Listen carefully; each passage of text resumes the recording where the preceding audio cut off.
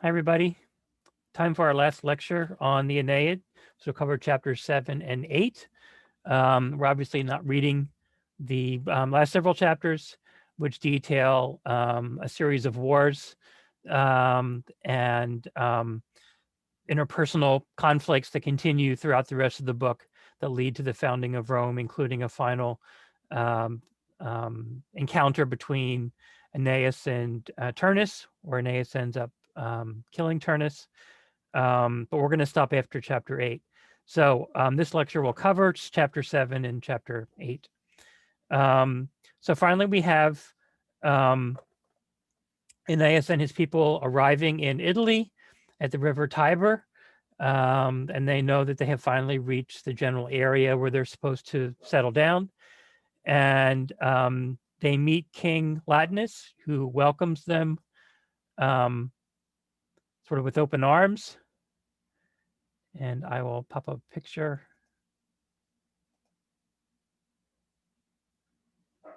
here of Latinus. And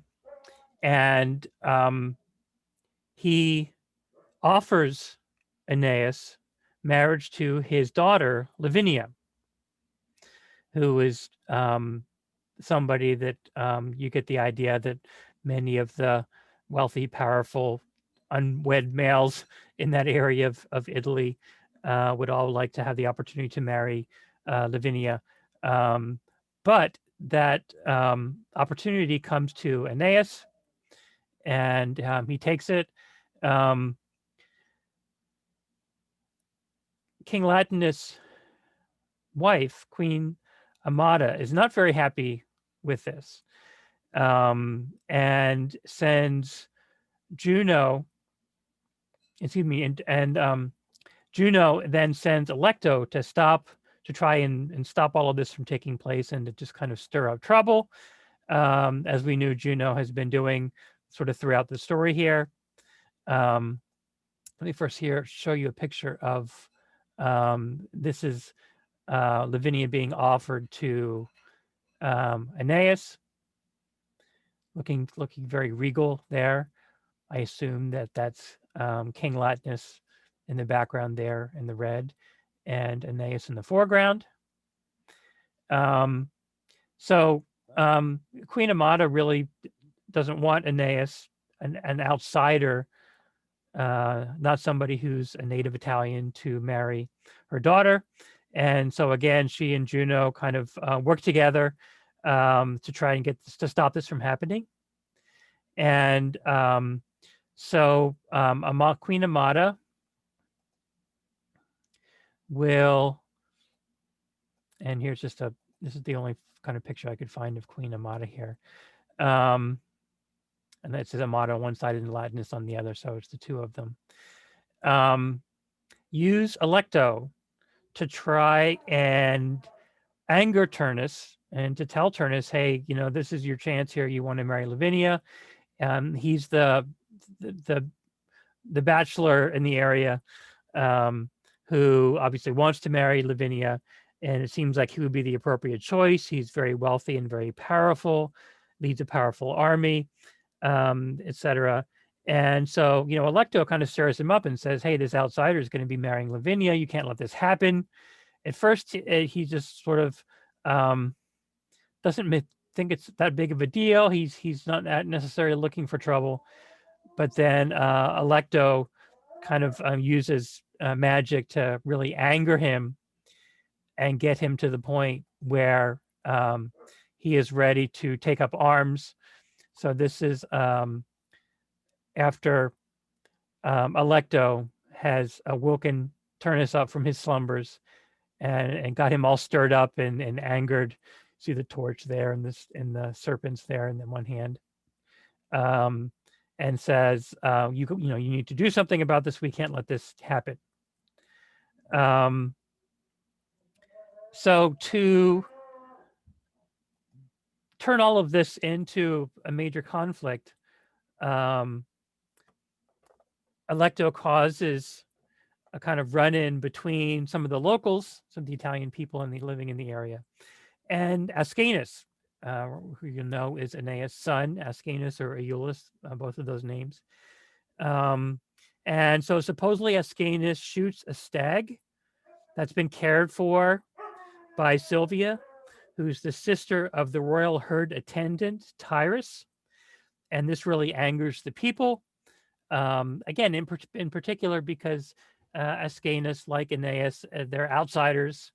Um, they just, have landed on the shores and they're acting like they're all important and they're moving in and they're going to kind of take over the place, etc. And you know how people, how important it was, especially at this time, for these people to have a sense of their homeland and not to want somebody to take their homeland from them and absorb them into their culture, their language, dialect, etc., so they lose their identity. So it didn't take much to really get the locals really angry about this. And they're going to be led again by Turnus. And so the rest of the chapter kind of details the different Italian peoples who would fight against the Trojans in the ensuing war that would take place. This is another tricky spot for Virgil because these Italian people need to seem kind of manly and courageous, that they're being manipulated by the gods to make war against the Trojans, and that they are also somewhat justified in defending their land. Any noble, courageous people would do that, but they have to come across as upstanding, good, honorable people at the same time, because they would eventually become part of Augustus' Roman Empire, right? And so it's important. These Italians in particular would be very influential and important in helping Augustus fight off Antony and Cleopatra, who come from the east, and the final battle there is Actium, as I mentioned before, and they would play a crucial role in helping to strengthen Rome, defeating Antony and Cleopatra, etc. These different Italian peoples. So we get this kind of catalog of these different people and who their leaders are. But again, they're portrayed as being, honorable people with who've done good things and have heroes amongst them, etc. Courageous, all those other kind of things, because again, they are going to become part of Rome. That brings us then to chapter 8. And this is where Aeneas meets the river god Tiber. And here's a little more on Tiber. This is another really important scene. And so you see Father Tiber there on the right, Aeneas there on the left, and Aeneas is kind of looking. He's kind of dreaming, and so Tiber comes to him in this dream, and Tiber tells him to go to Palatine in Palentium. Now, Palatine is one of the 7 hills of Rome, so he's going right to what would be the heart of Rome. And he's supposed to meet King Evander there. And the King Evander will help him in this ensuing fight against Turnus and his allies, these other Italian peoples. Now, Evander's people are Arcadians. They're also not native to Italy. And that is significant, and it helps us to understand why they would be willing to fight against the Italian people, and why Evander and the Arcadians would be willing to support Aeneas. When he gets there, Evander's people have been having a big celebration of Hercules, who killed off one of the monsters that was menacing them. And so they had this kind of annual rite to Hercules, and that was going on when he gets there and arrives to meet Evander. It turns out that Turnus is now kind of defending a guy named Mezentius, who's an Etruscan, who was an enemy of Evander's people. And so they have a reason also to want to fight against Turnus and to want to help Aeneas in his fight against Turnus. And I'll show you here a picture of Evander.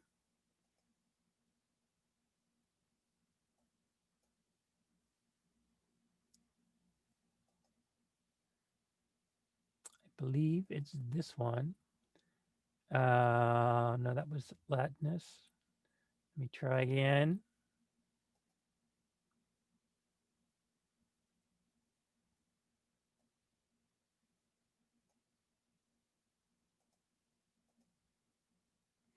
So here we have presumably Aeneas.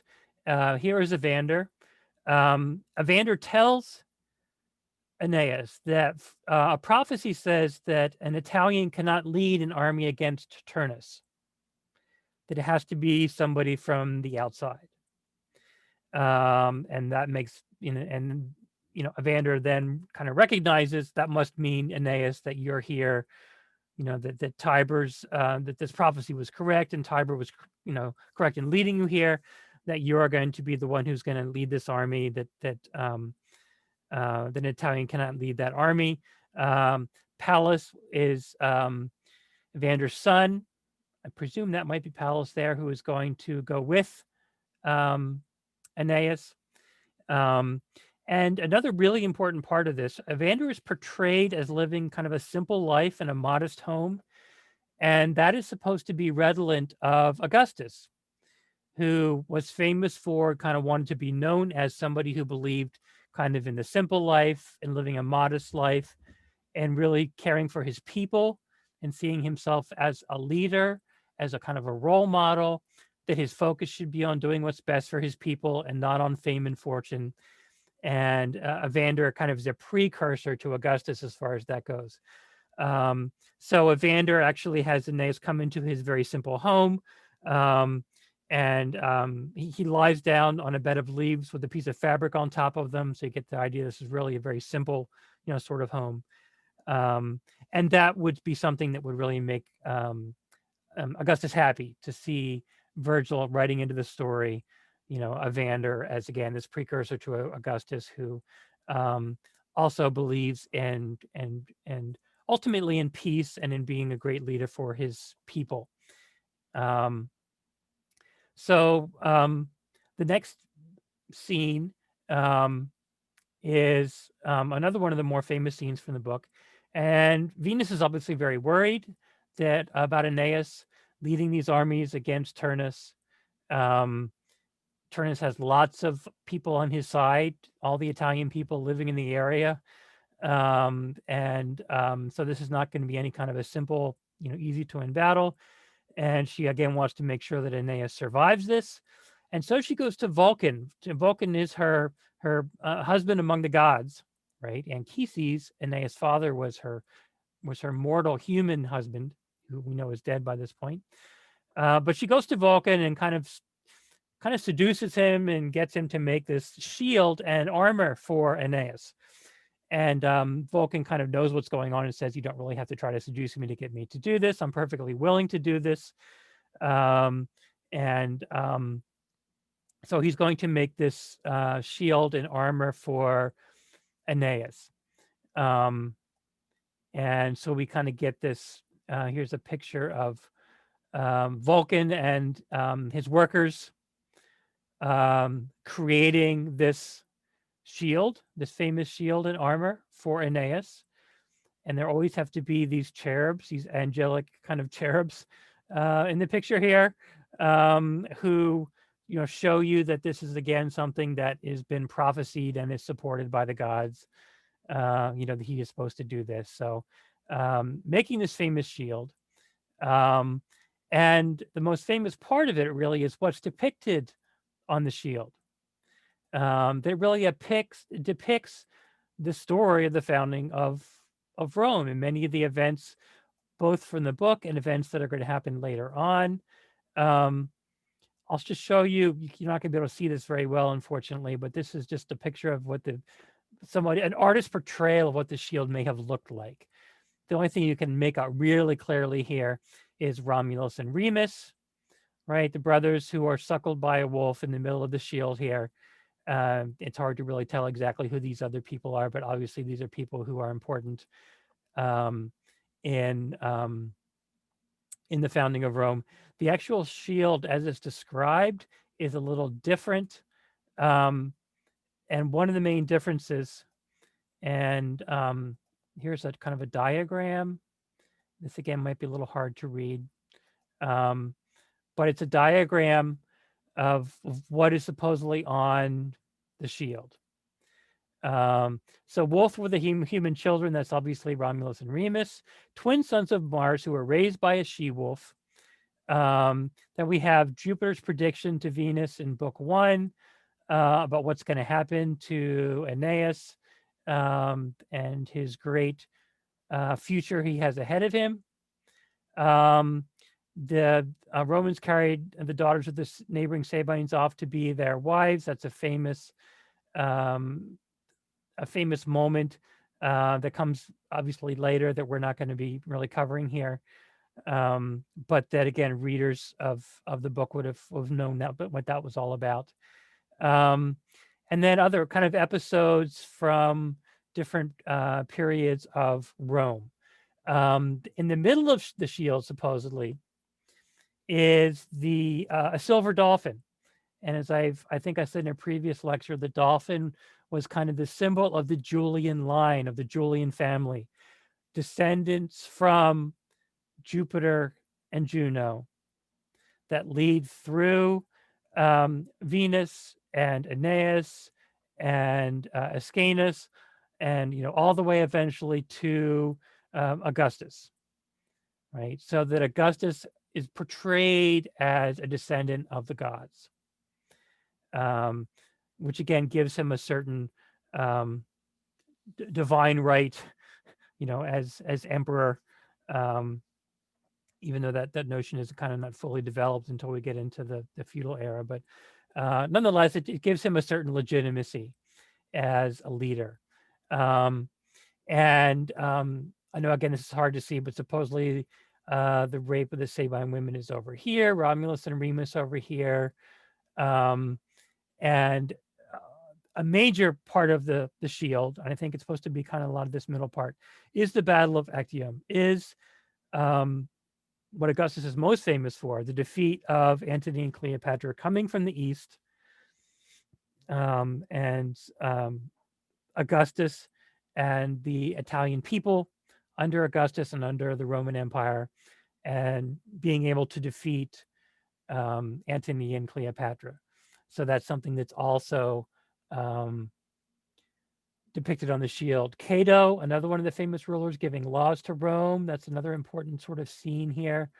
Just the things that I can kind of make out on the shield. So there are lots of different, you can find versions of this, images of this shield, how people have depicted it, how they've interpreted what the shield might look like, etc. And then the famous scene where the shield is presented to Aeneas. And here again, you can see there are all kinds of scenes portrayed on the shield here in great detail. Once again, you have these cherubs who are presenting it. There's Aeneas' helmet and that famous red that he would wear. So again, this is the shield from Vulcan that is supposed to help him to survive these wars, at least until Ascanius can kind of take over from him. And again, the rest of the book is really the Italians eventually being defeated and then becoming a part of Augustus Rome. And remember too that Aeneas, in receiving the shield, is not going to really understand everything that's on the shield. Certainly he understands some of it. He can generally tell what's depicted on it,